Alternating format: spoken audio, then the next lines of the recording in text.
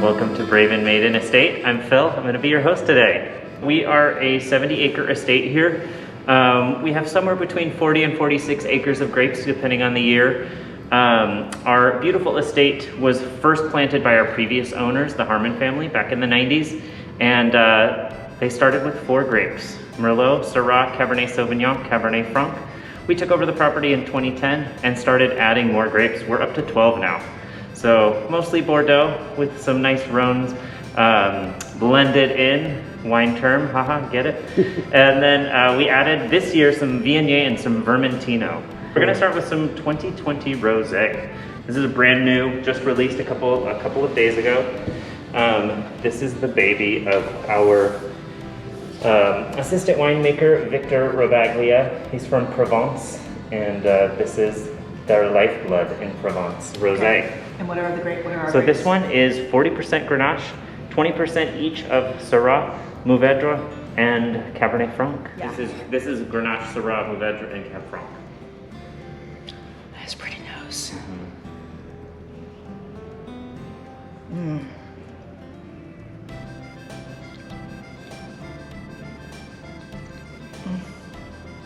my God, that's so good.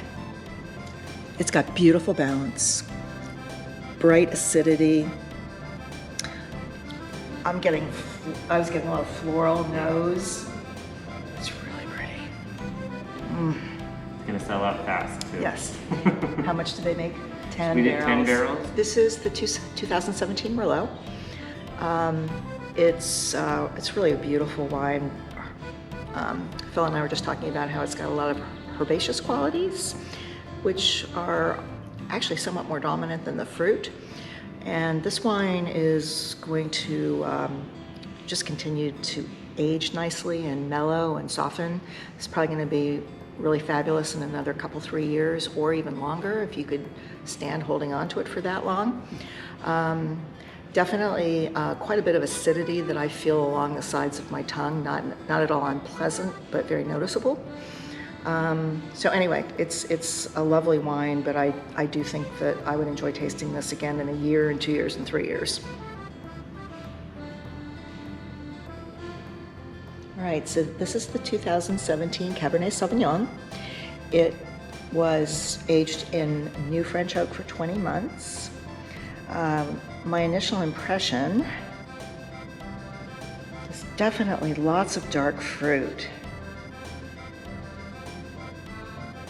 Possibly some spice, maybe some pepper. Much like the Merlot, this still needs time in the bottle. It's delicious. It's very drinkable, and I think, usually Cabernet Sauvignon's a food wine. This isn't your just sit around and drink a bottle of wine. So I think with a steak or